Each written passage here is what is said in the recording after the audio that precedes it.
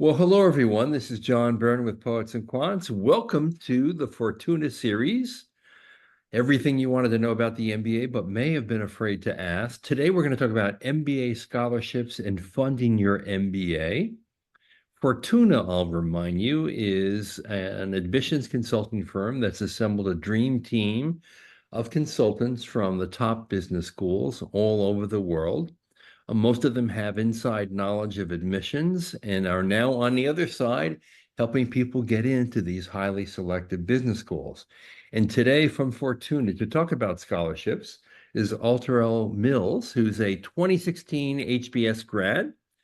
He was co-president of the African American Student Association, or Union rather. He's the author of two Harvard Business School case studies, and he was an HBS admissions volunteer. So, what are the most common sources of scholarships and fellowships for MBA students? For sure. So there are several sources, and I'll talk about a few. The first of which is the schools are largely determining what you get based on a determination formula. So, for example, there are some endowed scholarships like I received at HBS where you largely attend a dinner with the donors who made your schooling possible. And oftentimes the way that that's thought through is based on your essays, your interviews, and in some cases, even asking for more scholarship money. So, for example, one of the schools I was admitted to, I received a 50% financial aid award. And once I put down my deposit, indicated that I was interested in going to the school, I was able to ask for a bit more money and was able to be awarded with a full ride to the school. I didn't wind up going to the school, but I share this story to say that sometimes asking for aid is also something that people overlook.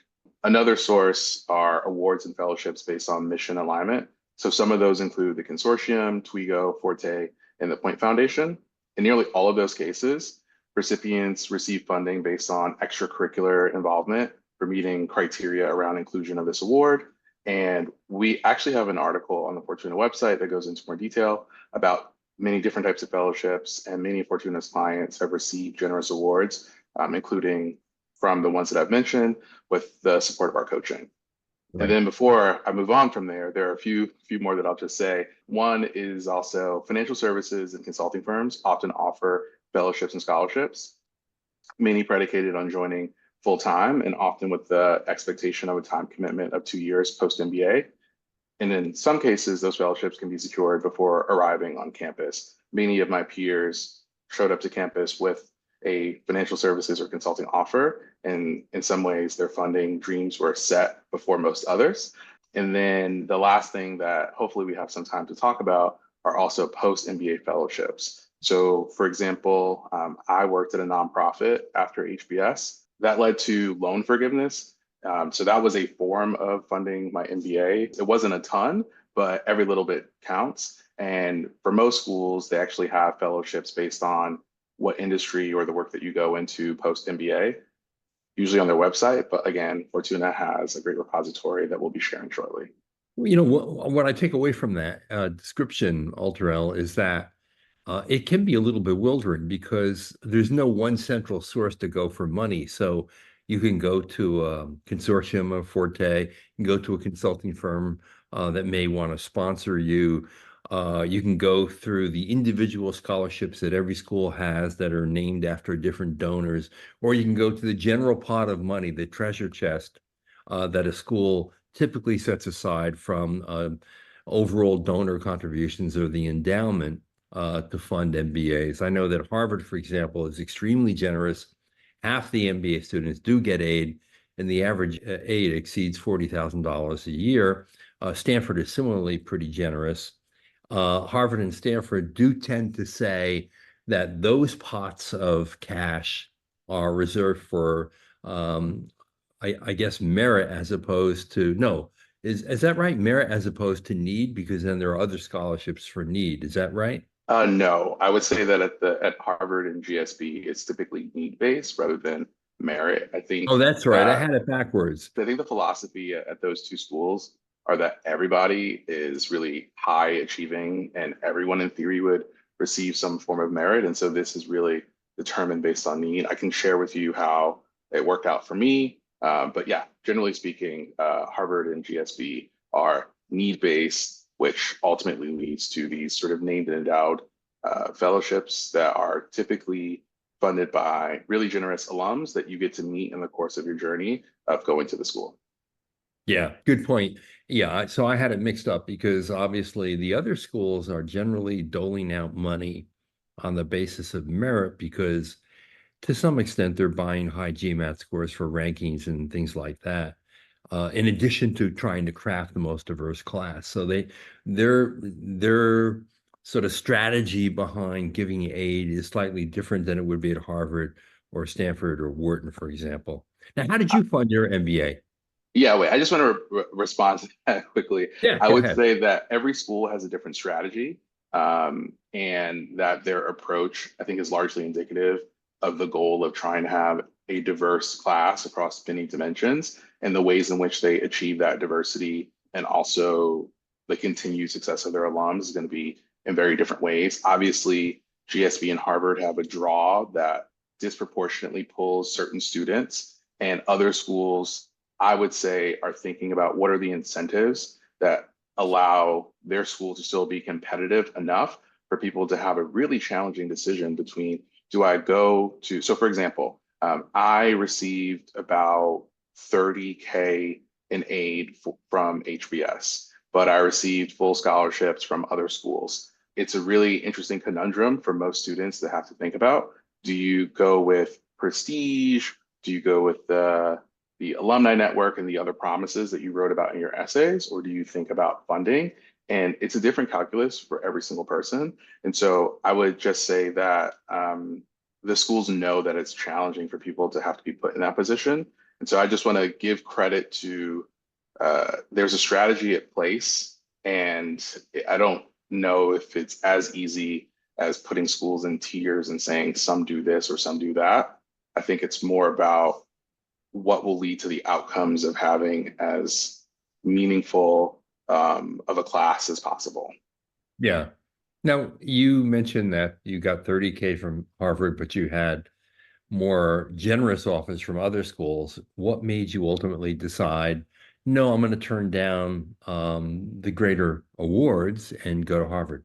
Yeah, you know, what's really challenging is thinking about the the present you versus the future you. And so I was really fortunate to have a lot of folks who went to different MBA programs in my network from working at American Express. And I asked a lot of people what would they do and asked their insight and how they thought about it. I met some people who turned down HBS to go to another school for a full ride. And that person is super, super successful in venture. So I think that there's no one right way to do it. For me, the calculus was what do I want to do and what school gives me the most options for what I think is possible for me. Um, it happens to be the case that there's an adage that you go to the school that has the highest ROI for you. And I think that that ROI isn't always financial. For me, it wound up being HBS. And I think it's a decision that makes a lot of sense for me. Um, yeah, I don't have a perfect answer for you, but I would say that the money is something that current me today is thinking less about what I gave up financially and thinking a lot more about the network that I've allowed myself to enter. And actually, one thing I would say is there were two schools that I was choosing between. Both one was not a full ride school, but both were partial. And I actually sought out every single person that I could find who was admitted to both schools to ask them how they thought about making their decision. So for me, it was very much a human-centered decision, not just a financial one. I wanted to really understand how people made their choices, which honestly are really hard choices. Yeah. And it's not uncommon for the better schools to offer less and schools that are usually ranked lower to offer more. Isn't that right? I think it depends, but I think generally what you're sharing is probably what the data bears out. I just find it harder to say better or worse because, for example, I applied to four schools. Two were much more focused on retail, which is what I thought I would be doing, and two were much more focused on management. So I wouldn't say that, you know, two of the schools are better or worse. They just sort of are better or worse for the outcome that I was hoping for. Yeah, that's true because I mean I mean, look, wherever you get your MBA, it's going to have great value and it's going to reward you in many different ways. And whether the school is ranked one, two, three, or eight, seven, I, nine, whatever, I it think doesn't really matter. I think the other thing at the end of the day is you have to think about the network that you're cultivating. And Yeah. so, a top ranked school may actually not cultivate the network that makes the most sense for you. And so you need to think about what industry are you trying to go into. You need to think about who are the kinds of people that you want to be around and what's the learning environment that makes the most sense for you. And so again, I think that better is not always about rankings. Rankings change year to year, right? If they were fixed, then we could say there are better schools and worse schools, but rankings change, people's focus areas change, also the times change, There was a time where certain schools were not so great at entrepreneurship. And so I just want to move us away from the idea of a school being better or worse in a fixed language and more about better or worse for you and what your goals are. Yeah, good point. Altera, what's something that people often overlook in their process when thinking about funding their education? Yeah, so I think the thing that's really important is to look at the cost of attendance and what you think your funding needs are going to be. So specifically paying attention to what your current overhead is, right? So what are you spending on your credit cards? How much are you paying for food? How much is rent? And then projecting what that would look like in the city that you move to for your MBA. So there are a few components that I want to talk about. So your loan amount is going to be based on the estimated cost of attendance. So when I mentioned that HBS provided about 35K of funding, that was towards, I think, like 60 or 70K at the time of the cost of school. So about 50%. But the cost of attendance for that year was closer to 90K. When you add in all of the other elements around living and being in Boston and being on campus, and even some carve out for potentially, let's call it fun.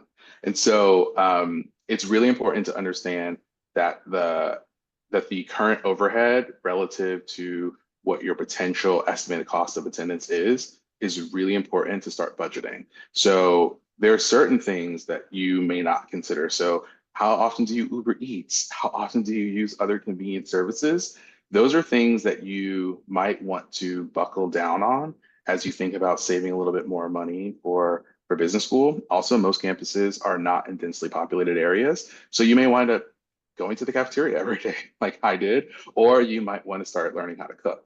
I did not really cook. I would say I more prepared things when I lived in New York City for the 4 years before business school. And I'm still sort of growing on my cooking journey, but it might be a really good idea to learn how to cook. Um, and it's also a great way to sort of bring people together. But yeah, learning how to cook will also save you, in most cases, a ton of money. Another thing I would mention is there's the sticker price, but it's actually a little bit higher the more social you want to be. And so, I've had conversations with friends about, if we're going out to an outing, what my max budget is going to be. It's a weird conversation to have, but it's a good conversation to have about money, which people typically don't like to talk about. But it's really, really an important one. I know that some people think that the estimates that are provided by business schools are very conservative in that you should generally budget like 20% more. Um, what do you think? I don't think it can hurt. I would say what's really important to do before you matriculate is to one, do your taxes because that's what they're going to ask for. So you have a sort of a baseline of where you're operating from. Two, look at your utility bills and your rent and your overall outflows of cash because you might notice that the way you spend could use some buckling up. And so if you buckle up some of your current spend, you might actually be able to make the most of that additional 20K over. I'm embarrassed to say, in some ways, you take out your max loan and maybe you look at the details of how you spend it in the course of your program, but not everybody does. And so I do think that the 20% might be on the higher end. I think I put aside like 10% for like a fun fund, and would say, but I would consider myself an introvert by HBS standards. So I think it really depends on how extroverted you want to be. And also, for every break or vacation, are you going to stay at an Airbnb or are you going to stay in a really nice hotel? Right. So I think that maybe if you were living a five-star life that was largely subsidized by your corporation beforehand, maybe you don't live that same life. But if you can't stand to downgrade the potential of your life, maybe the 20% is right on. And those estimates, do they fully account for the social activities? Because, MBAs at a lot of schools go on international trips with their classmates. And those are important trips to do real bonding and networking. And I wonder, in terms of the social activities, which can be significant if you really want to partake in them, that could add a lot to your total cost, right? It can. So I remember in my second year, we did a 30-day trip traveling around Southern and Eastern Africa, where the center point was climbing Kilimanjaro. And so we went to Cape Town for New Year's, and we went to Zambia and Zimbabwe, and then we to Kilimanjaro, then Zanzibar. And we actually had a sit down meeting with the core four or five of us who were traveling across that 30-day period. And thankfully, one person was a consultant who was able to use their points to subsidize a lot of our trip. Now we obviously had to do some math around figuring out what we were going to pay for those points. But yeah, the international trips can be quite costly. I would say that they in some ways are really worth the memories. I can recall, sharing an Airbnb with someone in Rio and how many mosquitoes were in that room and how uncomfortable it was, and it becomes a bonding point. And the advice that I received before going to business school, as I mentioned, I had a lot of really good mentors who had gone to business school programs before me, was, if it's 10K and you've already taken out 100K in a loan, are you going to balk at that price tag when you're already so in debt? Now, I want to counter that with it's really important to be financially prudent, but I do think that being a curmudgeon or being overly frugal in business school in some ways defeats the purpose of business school. You're meant to be social, but everyone's thinking about money. And people are all just waiting for someone to say that's too expensive. And when the first person says that's too expensive, typically there's a sigh of relief, and other people are like, okay, great. Let's try to find something that's a little bit more reasonable. So I would say you typically will find your people based on how you want to do your experience. And a lot of Mm. that can come down to how how lavish you're willing to be or how reasonable you're willing to be. And at the end of the day, you're all in the same location, right? Whether you're staying at an Airbnb or the Four Seasons, you're all in Rio or you're all in Argentina, right? So you're all going to the same party ultimately, but you might be having different accommodations, and you may have even taken different classes of flights to get there. Right. Now, what advice would you have for a candidate who really wants to maximize the award, the financial aid, the fellowship, the scholarship? What should they be doing? I'm thinking that, some people say you should apply early when most money is available. What other strategies do you think you should employ? So I think one of the really important things is to make sure that you are really close fit to the criteria for any scholarships or fellowships that you're applying towards. It's helpful for you and for the folks who are reviewing your information to make sure that, you know, you understand why you're looking for this kind of funding. The other the other one that I would say are credit unions. So I was really fortunate. So as a Harvard alum, I was eligible to receive a private loan from the Harvard Credit Union, which had a 0.5% lower interest rate than the federal rate, which for me was actually, when you're taking out $200,000, every every little bit counts. And so credit unions, I would say, are really worth looking at. So perhaps you have a relative who's in one, or even some alternative funding sources. And then I think that there's the future state and the current state. So I talked a little bit about the current state. In terms of the future state, refinancing your loans is also an option. So I was fortunate enough to be able to do that. When I started the nonprofit, I didn't make enough money for the bank that is really popular for refinancing. But when I got my job at Tesla, I was then eligible for refinancing. And so it went from about a 5% rate, which I know is crazy to hear in this environment, down to about 2% at the time, which was incredibly impactful in terms of reducing the amount of money that I would need to pay back. And then the other thing I would say is when you think about what you might do post MBA, I was really, really fortunate for two things. First was loan forgiveness for working in the public sector. And so many schools have a form of loan forgiveness depending on what you do post and for the time that you're there. And the second was stock. So I worked at Tesla, and I would not say that this is a wise financial strategy, but I had enough stock to eventually pay back my student loans. And so maybe my advice to someone might be to look for a financial advisor to figure out what are the best ways to manage your finances now that you will probably be a bit in debt, and thinking about what are the best strategies to pay down your debt while also thinking about your current self and your future self in the most financially wise way. Right. Is there anything you wish you had known beforehand about financing your MBA?